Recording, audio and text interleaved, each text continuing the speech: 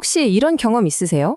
정말 간절하게 길을 찾고 있는데 아무 소리도 안 들리는 것 같은 그런 깊은 침묵의 답답함을 느껴보신 적이요.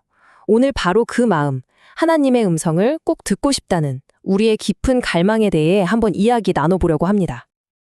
네, 바로 이 외침이죠. 하나님, 제발 좀 들려주세요.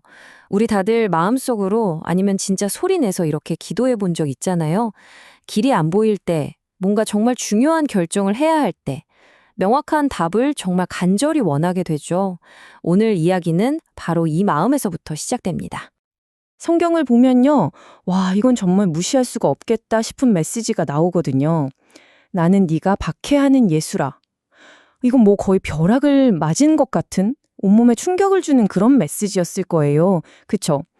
근데 하나님이 항상 이렇게 드라마틱하게만 말씀하시는 건 아니라는 거죠. 사실 오늘 우리가 살펴볼 내용에 따르면 하나님이 우리한테 말씀하시는 방식이 크게 두 가지가 있다고 해요. 과연 어떤 방식들일까요? 이 대비가 진짜 흥미롭지 않나요? 한쪽은 정말 집중해서 들어야 겨우 들릴까 말까 한 세미한 음성, 그리고 다른 한쪽은 가던 길을 그냥 쿵 하고 멈춰 세우는 뭐랄까 벽돌로 한 대 맞는 것 같은 그런 명확하고 강력한 메시지. 이렇게 두 가지가 있다는 거예요. 어쩌면 이 세미한 음성은 평소에 우리를 차근차근 인도해 주시는 거고, 이 벽돌 같은 메시지는 우리가 완전히 길을 잘못 들었을 때 어이 정신 차려 하고 알려주시는 걸지도 모르겠어요.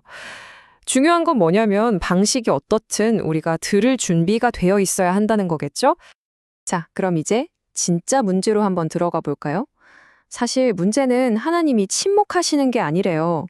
진짜 문제는 바로 우리 안의 소음, 그 시끄러운 소리가 하나님의 음성을 막고 있다는 겁니다. 혹시 이런 말 자주 쓰지 않으세요? 내 생각에는 지금 내가 하는 일이 하나님이 원하시는 일인 것 같아.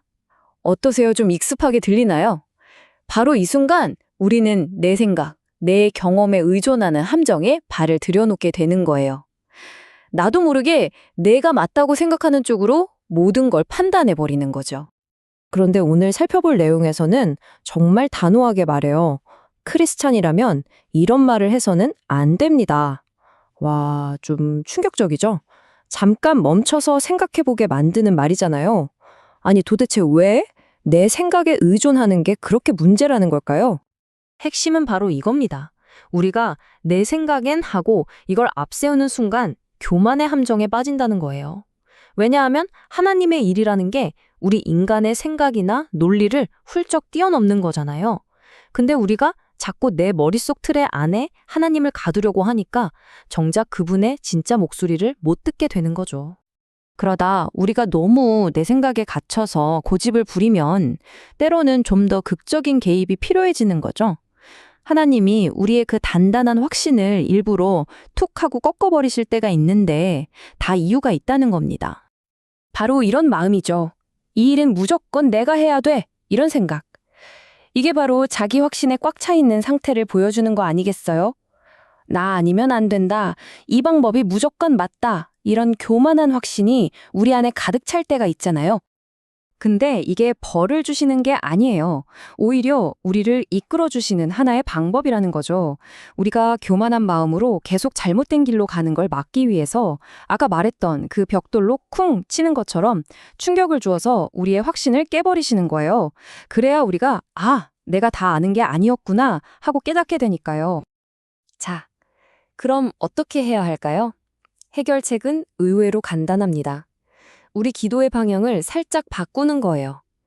들려주세요 라고 요구하는 기도에서 제가 더 잘 듣게 해주세요 라는 기도로요. 이 전환이 정말 중요합니다. 여기에서 제시하는 방법이 아주 명확해요. 첫째, 더 분명하게 말씀해달라고 기도하지 말라는 거예요. 둘째, 대신에 내가 더 잘 들으려고 노력해야 한다는 거죠. 그리고 마지막으로 내 모든 감각을 사용해서 듣게 해달라고 기도하는 겁니다. 그러니까 크게 말해주세요가 아니라 내 쪽의 수신 감도를 높여야 한다는 거예요. 듣고 이해하는 책임이 우리한테 있다는 걸 딱 짚어주는 거죠. 네, 맞아요. 결국 이해하는 건 우리의 몫이지 하나님의 몫이 아니라는 겁니다. 이게 오늘 이야기 전체를 꿰뚫는 핵심이에요. 우리가 더 좋은 듣는 사람이 되기 위해서 노력해야 한다는 것. 책임이 우리에게로 넘어와야 한다는 거죠. 그러니까 결국 우리는 항상 두 가지 신호에 귀를 기울여야 하는 거예요. 하나는 그 세미한 함성, 또 다른 하나는 갑자기 쿵 하고 오는 느낌. 그게 부드러운 속삭임이든 정신 번쩍 들게 하는 충격이든 하나님은 어떻게든 당신의 뜻을 알려주실 거라는 거죠. 제일 중요한 건 뭘까요? 바로 우리가 들을 준비가 되어 있느냐, 바로 이겁니다. 그래서 마지막으로 이 질문을 한번 던져보고 싶어요. 여러분, 지금 이 순간 여러분은 뭘 듣고 계신가요? 머릿속을 가득 채운 내 생각들, 세상의 시끄러운 소리들, 그 속에서 진짜로 듣고 있는 건 뭔가요? 여러분의 귀는 지금 어디를 향해 열려 있나요? 오늘 이 시간을 마무리하면서 한번 깊이 생각해 보시면 좋겠습니다.